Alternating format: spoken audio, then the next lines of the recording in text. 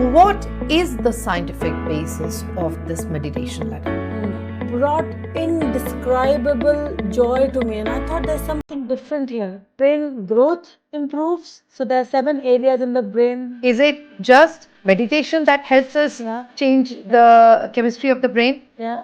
Or are there medicines as well? Underground train which will reach US to London in 45 minutes. Meditation will give you a long-lasting benefit. If you are scrolling on Instagram, it gives you instant happiness. So the dopamine is increased in your head. Students, young or even mature, can meditation improve concentration? Meditation mainly affects this part, and this part helps with concentration. Meditation helps improve physical health. Because the stress hormone is constantly produced. First 3 steps are breathing, physical relaxation, second step, and the third is mental relaxation. And what do we need to do in the fourth step? So that will just increase your perspective over things. An electron can exist like a wave. You are saying everything is energy. What do we understand by that?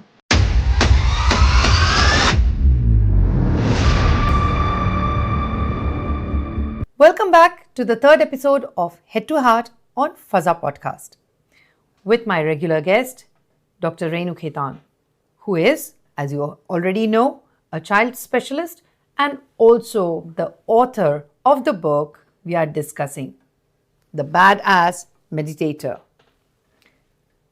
We will continue our discussion from the point where we had left in our 2nd episode, which was the meditation ladder and the 8 steps in the meditation ladder. The 8 steps may sound a lot, but just as Dr. Renu had explained to us, like when we start learning to drive, we concentrate on every bit of it, the rear view mirror, the side mirrors, the change of gears, but eventually that becomes unnatural for us. Similarly, the 8 steps become a complete unit and it becomes a fluid action of meditation. Welcome, Renu, once again. Hi, nice to meet you again. Thank you. What is the scientific basis of this meditation ladder? As I said in the last episode, the meditation ladder has got 8 steps, and the steps are really arbitrary. They are not written on stone. They Okay. are just for people to understand and have some kind of strategy when they are actually meditating. Okay. Right? So the first 3 steps are to alter the brain waves. Remember in the last episode we spoke about brain waves, that when we are alert we have a beta brain wave. When we are nearing to sleep it slows down and it is alpha. And when we are actually sleeping it is delta and then theta when we are in deep sleep. And when similarly when we are waking up we go in the reverse order and go from theta, delta, alpha and beta, right? So the first 3 steps of the ladder is basically to bring you to alpha state. Okay. The Right. first 3 steps take us to the alpha state. Okay. Remember, we also spoke about the pre-meditation rituals. Yes. They are part and parcel of the game. They also slow down the waves. But the first 3 steps of the ladder brings you to the alpha state. And the principle of all this is whatever you do at the end to reach in the deeper state of meditation and actually to see a change, you should do that work after you've reached an alpha state. Okay. So you need to be in that alpha state to be able to work with your emotions, to let go of your emotions and get further benefits of meditation. Okay. Does that sound right? Sounds like it. Yeah. But you're trying to say that only when we have reached the alpha state, then the meditation regime starts to work for us, for the benefit of us. Yes, so it was more, you have to reach to a particular state of brain wave. It is also called as altered states by some people. Okay. So you go in deeper meditative states once your brain waves are calm. So there are numerous studies which have shown that when you are in alpha state, you are more receptive of new ideas, new insights, how to solve problems, creativity. I have got my passion in painting, writing, reading after starting meditation. So you can imagine, if you're consistently doing this practice, you have access to these additional skills which you otherwise wouldn't. Can you imagine if your conscious is clouded with fear, anxiety, all of that, you won't be able to function and think clearly, forget about creativity. So when you are actually working at alpha state and letting go of your emotions at that time, you are in a better state of affairs. So there's a good story to go with it. Okay. So when during COVID, remember I told in the previous episode that during COVID I was reading books, research about how meditation works and all that. During the same time, I started, as NHS worker, we people all over UK were painting rainbows yes. on their fence. So I also started painting. That's where it all started. So I was meditating regularly. I was reading about meditation, and I saw people painting rainbows on their fence. So I also started doing that, and that I still clearly remember. I was painting with my younger son, and we were falling short of colors. So I got more colors, and we painted the rainbow, and that brought indescribable joy to me. And I thought there's something different here, right? I was searching for meaning in life, and it was just falling into place. And then I just persevered with it and started painting like a pro, and held so many exhibitions. Yes. So that is one passion, and I discovered that you don't only have one passion, you can have many passions. It's like onion peeling, one after the other. So one passion of painting, then came writing, so I wrote this book. Then I read books I'm never a reader, I only read medicine books. I never read any books, and I started reading books after books after book and soaking information that I can't do without reading now. So there are and now this podcast. So you can see everything is aligned. Right. Everything is that meditation, that ladder, this book, the podcast, everything is aligned. And I just find pure joy in doing all this. And you definitely give credit to your regular meditation regime. Yes, it wasn't there before. And if there is no other way I could have done it. And there's no other way I could have achieved what I've achieved now. I'm also aiming to coach meditation, which is the next step. So keep a close watch. Yeah. So you have the living example of someone who has achieved lots in life, particularly the happiness and contentment in life from doing meditation. But as you have mentioned, I take this discussion back to that point, the alpha state. Yeah. Once you reach that alpha state, your mind is in control, and it helps you figure out the other passions or your creativity or the real happiness, how you could achieve it. So it helps you move towards success or happiness, anything that you're wanting to achieve. The goal that you want. The goal. Yeah. Then my question is, how do you get to that alpha state? Yeah. What do you need to do for that? So once you've done the pre-meditation ritual, you start with the ladder. The first step of the ladder is breathing. Okay. Now, the book will tell you a lot of detail about breathing, how to do it, when to do it, what to do, exactly everything. But basically, you are concentrating until you become an expert in breathing. You breathe, you see the course of your breath from the nose going up, down into the throat and the lungs. So you just breathe. That's the first step. Second step is scanning your body right from toe to top, physically relaxing. Okay. Breathing in and breathing out all the energies that don't serve you. Essentially, all the negative, restless energy, you have to breathe out. You have to visualize that it's going out of your body. Okay. So that's the second step. So you're breathing slow and deep. You're relaxing at the same time. And then the third step is mental relaxation, where you use all your 5 senses to visualize a relaxing situation that you had. So all these 3 can be done together.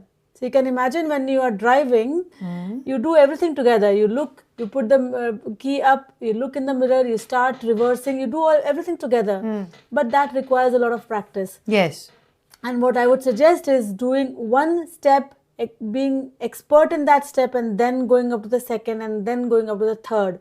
So these first one is breathing. Concentrated breathing to figure out how the breath is going in, that you are inhaling and exhaling. So you're concentrating on that. Yeah. The second step is physical relaxation, when you are thinking from your toe till your head, and you are trying to bring out or throw out all the negative energy that's within you. Yeah. And the third step would be mental relaxation, which can be achieved by visualizing the calm state of or scenery, or a walk in the wood, or a beach, something like that, with all your 5 senses, thinking, feeling, seeing, everything that you would have experienced that is very joyful. So these 3 steps will slow down your brain waves to alpha state. Right. Okay. Yeah? They will also switch the sympathetic to parasympathetic. Remember we discussed about that. So when you switch to parasympathetic, your heart rate goes down, your blood pressure goes down, your breathing rate goes down. You can imagine how relaxed you are already. So far, people are only taught up to breathing and at the most physical relaxation. We don't go beyond that, but this is only the first few steps. Okay, yes, got that. Now, your book speaks deeply about meditation and improvement of human body's internal chemistry. Can you please explain what this means? Okay, so in the previous episode, again, we discussed that this brain is there, the 2 hemispheres of the brain, one on this side and one on this side. The right and the left hemisphere. The right and left hemisphere, right? So you've got 2 sides of the brain, and it is made up of billions of neurons. Right, the nerve cells. You can imagine there are neurons fitted into a little box, which is the skull, and the brain is made up of those neurons. Each neuron is made up of a head and the body. Okay. Just like our body. So you can imagine there are thousands and billions of these cells in the brain, and they interact with each other. They produce chemicals which are called neurotransmitters. Okay. So the neurotransmitters then produce energy also. Okay. There are happy chemicals and there are not so happy chemicals. Okay. So when you're thinking, when you're happy, so say when you've gone on a holiday, your chemistry in the brain is completely different to when you're at work, running around to sort out kids. The chemistry is different. Your job in meditation is to hang fire on the positive experiences and get addicted to the positive chemistry. Because if you are constantly overthinking, overstressed, and constantly worried, your brain gets addicted to those chemicals. Okay. So you run on autopilot. Even if a little trigger comes, you become angry. Okay. But actually, when you are training your brain to switch this chemistry to a happy chemical chemistry, your brain rewires. There are evidence that you can see on functional MRI that the connections of the brain increase with meditation. You will have increased connectivity. They are fast.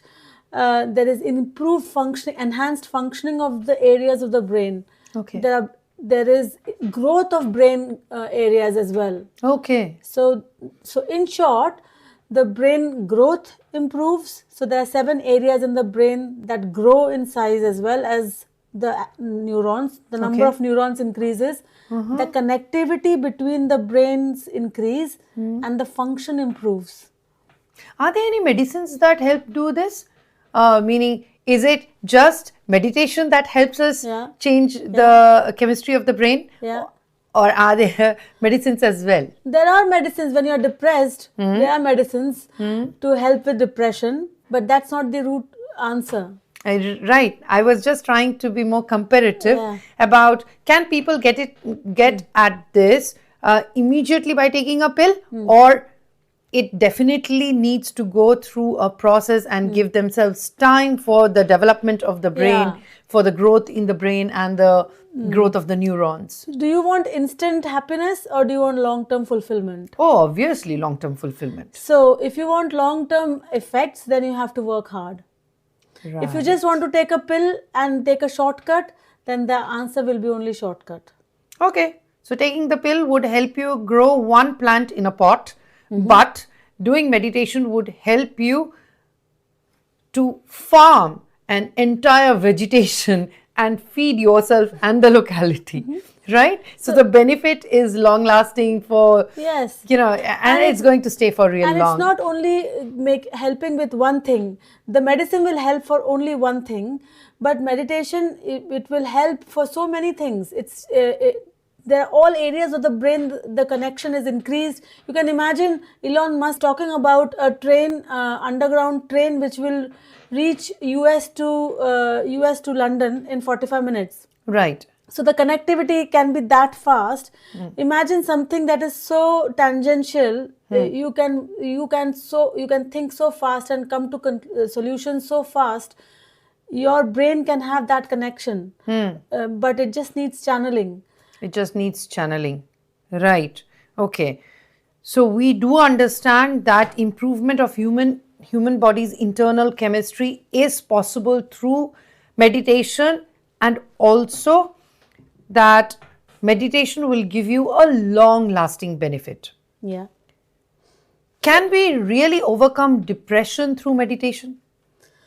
So I would say a disclaimer to start with, that Okay. if you are suffering from depression, you have to seek medical attention, right? But this process of meditation is to prevent to come to that situation. Yeah. okay, And okay. I was talking about neurotransmitters. Yeah. I was talking about the brain areas and the neurotransmitters. These are chemicals in the brain. So if you are scrolling on Instagram, it gives you instant happiness. So the dopamine is increased in your head. That is the dopamine fix. You need dopamine detox as well, because you don't want to scroll all the time. Right. Say if you are meditating, your serotonin increases in the brain. There's another type of chemical. So when you're actually meditating, lots of good chemicals come into action, and it wires the brain such that you have good mood, you are less anxious, you're more relaxed, all that kind of stuff. But when you are depressed, there is more of sad chemicals in you. So essentially you have to reverse that. Okay. So it will take a lot of time, and therefore you have to seek medical attention as well. But yes, to cut the long answer short, it will help. It will help. Yeah, it is an adjunct. It will help in reducing these sad chemicals, but you have to do it continuously. You should be committed and consistent to carry on this practice for a long period of time. So before anything, you have to have faith that meditation can bring about a change, but you have to be regular, you have to be very consistent. Yeah. Plus, if you're suffering from depression, identify it and seek medical help, because that's the first thing for you to do. With that, you can take the benefit of meditation, which will help you come out of that situation probably forever. Yeah. Or it will become a long time support system for you. Yeah, that's the whole point of doing. You asked me previously in the first segment of this podcast, why do you want to continue? If you're so happy, why do you want to continue? And happiness is very transient. You can easily flip into happy and angry with any trigger. So it is so externally motivated. Right. Next thing is, and this is from the point of view of students, young or even mature, can meditation improve concentration? Yeah, so again, going back to the previous talks, the connectivity in the brain increases, the function increases, the chemistry improves. So with that, for front part of the brain is the prefrontal cortex, this one. Here in the front is the front part. Meditation mainly affects this part. And this part helps with concentration and focus. So you can imagine if there is more connectivity, if the neurons become more smarter, they will focus better. So that's what happens, and that's what happens with me every day. So I meditate in the morning, and I'm so focused at work, which was not the case before. I Okay. was easily distractible. External triggers used to distract, but now it doesn't happen. You can do a lot of work in short amount of time and quicker. So that not only increases your attention, concentration, but increases your productivity. Great. So if you think that 24 hours is not enough for you and you really are craving to have more time, which you cannot, but you can start meditating and your productivity increases, your focus increases, and you finish off a job in less time, hence giving you more time Yeah. in the day to enjoy for You yourself. nailed it. Correct. Yeah. So now tell me, as a doctor, this is another very important question. You are a medic and you are a meditation specialist, or you have been practicing meditation. Yeah, rather. Would you say that meditation helps improve physical health? And can it help improve medical conditions? Is that proven? There is lot of emerging evidence about impact of meditation on physical health. Now, we discussed in the last episode, I think, that the mind, brain and body, they are all linked. So if the mind is managed, the brain is managed. If the brain is managed, the body is managed. Which you mean to say, if your thought process So yeah, is controlled, Yeah. within control, then the brain function is improved. and hence there is improvement in the body, Physical well-being as well. physical well-being, Yeah. because the chemistry of the body is changed. taken care of Yes, or changed. Yes. All So right. that is one part. That is the basic. That's the basis of physical health. But there is lots of evidence that if you are in a chronic state of unhappiness, if you are in chronic anxiety, chronic anger, chronic state of negative emotions, that leads to chronic inflammation in the body. Okay. Because the stress hormone is constantly produced and that causes chronic inflammation, heart disease. Because you can imagine heart rate is constantly variable. Meditation reduces this heart rate variability. Your heart rate is stable with meditation. But if you are in a state of constant stress or playing the catch-up game, there is a lot of heartbeat variability because of chronic stress. So that causes chronic inflammation and that leads to a lot of autoimmune diseases. Correct. So if you are at the preventative end of the spectrum, you can avoid that unhappiness to avoid the subsequent sequelae.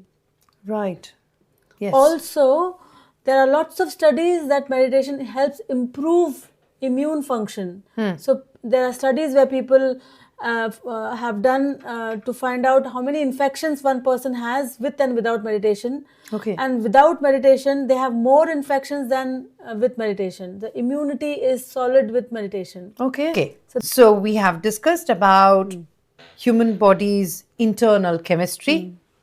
We have talked about depression, concentration, and physical health, including medical conditions that can be improved through meditation. Coming back to the meditation ladder, we had discussed the 3 steps of the meditation ladder. And the third step is getting to the alpha state, as you had mentioned. What comes after this in the meditation ladder, and how do we start benefiting even better? Yeah. So the first 3 steps are breathing, physical relaxation, second step, and the third is mental relaxation. So now you are kind of in alpha state. Then you go in theta and delta in the next few steps. So even more slower waves. Okay. Right? So essentially what we are trying to do in the next step is, once you are in alpha state, you want to become more aware of your body and also of your surroundings. So you've worked on yourself now. Now you have to make your awareness even more sharper. Okay. So when you what that does is help you become more aware of everything. So if you are having to deal with something, you are not only looking from your point of view, but you are looking as a third person. Okay. You are looking for as a third person, as a neutral person, as to what you can do to help with that situation. So this particular step helps in increasing awareness, increasing perspective of that given situation. And what do we need to do in the fourth step? Yeah, so in that step you have to think about things outside you, about this room, about this country, about the whole planet. You just have to raise your awareness to as far as you can. That is stretching awareness. Okay. So when you are thinking, close your eyes, think of your fingers, then think of the toe, come back to your finger. So you are stretching your awareness within the body. Then think of the whole room, everything inside the room, inside the country, on the planet, and then as much as you can raise. Widen your awareness and Widen thought. your awareness. So that will just increase your perspective over things. Okay. That you are a very minute particle in the whole ball game. Okay. So that will just increase your perspective, that whatever problem you have got, you see it in a bigger perspective. Okay. So that is stretching awareness. And then the fifth step is running energy. So it's an important concept, that it's a new and important concept, that everything is energy. Sometimes you can feel the energy, sometimes you can't feel the energy. And we were discussing about past impressions, past traumas that can be stuck inside you. So you have to loosen them all up by running the energy. But I want to interrupt you here. You are saying everything is energy. What do we understand by that? What do you mean by that? And now you just mentioned that we can feel energy. Sometimes we can feel it. Yeah. Give us some examples. Yes. An electron can exist like a wave and a particle, both. Okay. And our thoughts and emotions are energy in wave form. So coming to the step 5 of the meditation ladder is running energy. Okay.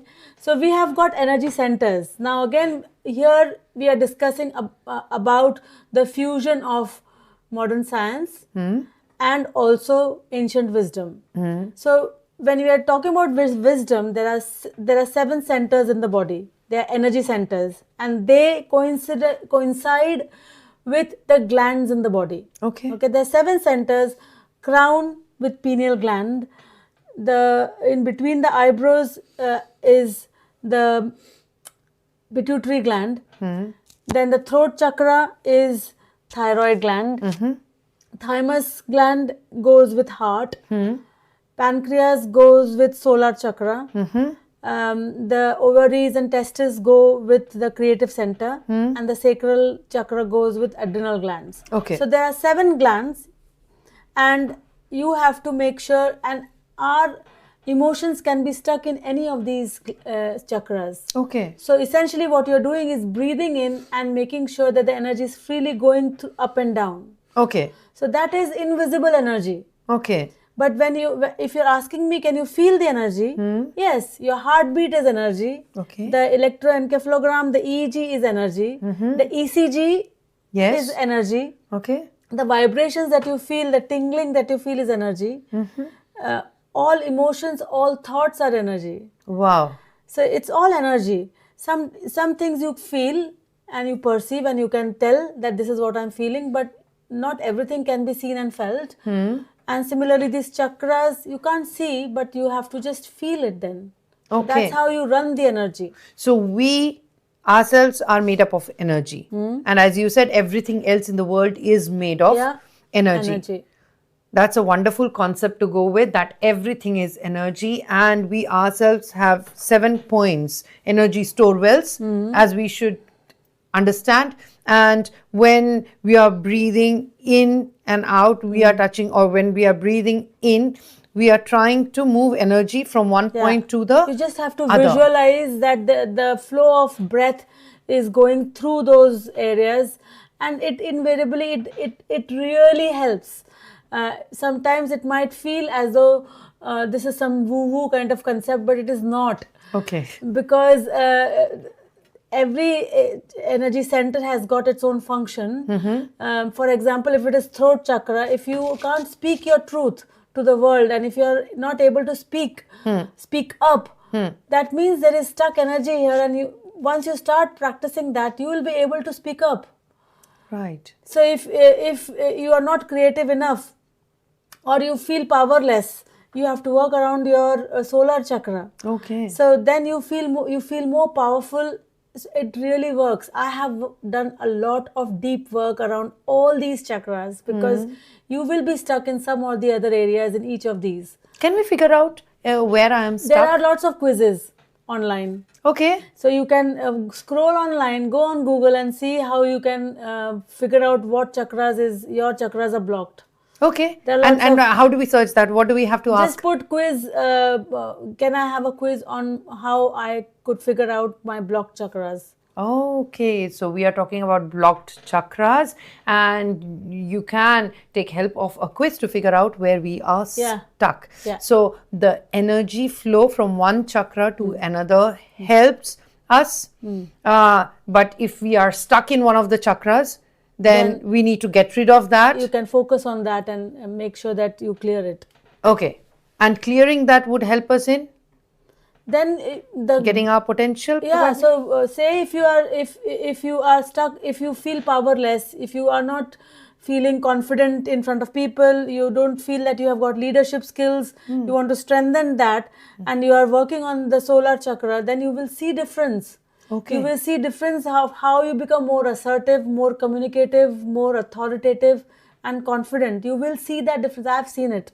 Okay. I have done it, been there, seen it, done it. So I've seen the difference. So how can we connect everything is energy to the chakras? So chakras are part of the energy system. So they are into your body, but coming to how we are connected to the rest of the universe is, say if you are functioning at level of anxiety, but your goal is somewhere else, it should match that energy. Okay. If it is not matching the energy, you have to go to that level by meditation to be able to achieve that goal. Great. So you can reach your ultimate goal through meditation by enhancing your level of energy. Your prana, they say in Sanskrit. Okay, your prana. And then map it or match it with the energy level of the goal. Yeah. The goal that you want to achieve. Yeah. And hence it becomes easy. You've just got it. It sounds really easy to me. I think, the way Dr. Renu is explaining meditation seems like you do it and you take the result back home.